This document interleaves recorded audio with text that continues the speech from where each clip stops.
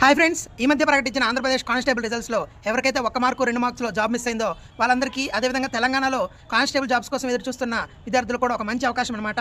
మనకి ఎస్ఎస్సి నుంచి Delhi police constable jobs notification అనేది రిలీజ్ కావడం జరిగింది. టోటల్గా 7,565 పోస్టులు అనేవి ఉన్నాయన్నమాట.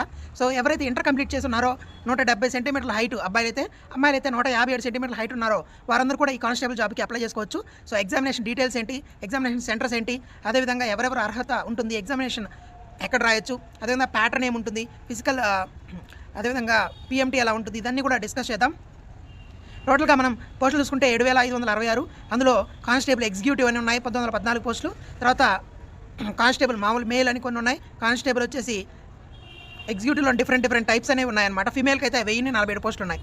సో ఈ విధంగా రిజర్వేషన్స్ కూడా మీకు స్క్రీన్ మీద కనిపిస్తాయి. శాలరీ చూసుకున్నట్లయితే లెవెల్ 3 శాలరీ అనమాట 21,700 నుంచి స్టార్ట్ అవుతుంది. దానికి అదర్ ఎలిమెంట్స్లు కూడా కలుపుకుంటే మీకు 40,000 వరకు శాలరీ స్టార్టింగే వస్తుందన్నమాట. తర్వాత డీటెయిల్స్ చూసుకున్నట్లయితే మీకు ఏజ్ లిమిట్ అనేది 1వ తేదీ 7వ నెల 18 నుంచి 25 వరకు ఏజ్ లిమిట్ అనమాట. అదేవిధంగా ఎస్సీ ఎస్టీలకి అయితే 5 ఇయర్స్, బీసీ వాళ్ళకి 3 ఇయర్స్ ఏజ్ రిలాక్సేషన్ అనేది ఉంటుంది.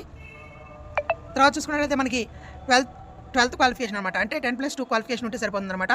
అదేవిధంగా మీరు పిఎంటీ టైంకి మీ యొక్క కనీసం light motor vehicle driving licence లేదా మోటార్ సైకిల్ డ్రైవింగ్ లైసెన్స్ అని ఉండాలి.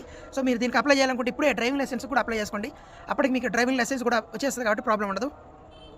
మీకు ఎల్ఎల్ఆర్తో అప్లై చేయడం కుదరదు అనమాట. సో మీరు అప్లై చేసుకోవచ్చు, అప్పటికి లైసెన్స్ ఉండాలన్నమాట. ఏంటి, పిఎంటీ టైంకి. సో ఇప్పుడు అప్లై చేసుకుంటే అప్పటికి వస్తుంది. నెక్స్ట్ చూసుకున్నట్లయితే మనకి ఎగ్జామినేషన్ సెంటర్ చూసుకున్నట్లయితే ఆంధ్రప్రదేశ్లో చీరాల, గుంటూరు, కాకినాడ, కర్నూలు, అదేవిధంగా చాలా సెంటర్స్ ఉన్నాయి. తెలంగాణలో సికింద్రాబాద్ ఉంది, హైదరాబాద్, వరంగల్, ఒంగోలు, సిద్దిపేట, ఇవన్నీ కూడా మనకి ఎగ్జామినేషన్ సెంటర్స్ ఉన్నాయి. తర్వాత చూసుకున్నట్లయితే సిలబస్ ఏముంటుంది, జనరల్ నాలెడ్జ్ 50 క్వశ్చన్స్ ఉంటాయి, అంటే కరెంట్ అఫైర్స్ కూడా ఇంక్లూడెడ్ అనమాట. తర్వాత రీజనింగ్ 25, న్యూమరికల్ అబిలిటీ 15, తర్వాత కంప్యూటర్కి సంబంధించి 10 క్వశ్చన్స్ ఉంటాయి. 0.25 నెగిటివ్ కూడా ఉంటుంది అనమాట. టోటల్ 90 నిమిషాలు టైం ఉంటుంది. మనకి హైట్ చూసుకున్నట్లయితే 170 సెంటీమీటర్లు ఉంటుంది కదా. సో మనం రన్నింగ్ రేస్ అనేది ఉంటుంది అనమాట. 1600 మీటర్లు 6 నిమిషాలలో ఎత్తాలి. అదేవిధంగా లాంగ్ జంప్ అయితే 14 అడుగులు దూకాల్సి ఉంటుంది. హై జంప్ వచ్చేసి 3 ఫీట్ల 9 ఇంచులు అనేది హై జంప్ చేయాల్సి ఉంటుంది అనమాట. తర్వాత ఉమెన్ కాన్ అయితే వాళ్ళు 1600 మీటర్ 8 నిమిషాలు టైం ఉంటుంది. లాంగ్ జంప్ 10 ఫీట్లు దూకాలి. హై జంప్ వచ్చేసి 3 అడుగులు అనమాట. అదేవిధంగా హైట్ వచ్చేసి 157 సెంటీమీటర్లు అమ్మాయిలకి, అబ్బాయిలకి 170 సెంటీమీటర్లు. మనం మిగతా డీటెయిల్స్ చూసుకున్నట్లయితే మనకి అప్లికేషన్ వచ్చేసి 22 ఆల్రెడీ స్టార్ట్ అయిపోయిందనమాట. 21 అక్టోబర్ వరకు మీరు అప్లై చేసుకోవచ్చు. మీకు టెంటేటివ్ ఎగ్జామ్స్ వచ్చేసి డిసెంబర్ ఆర్ జనవరిలో ఉంటాయన్నమాట.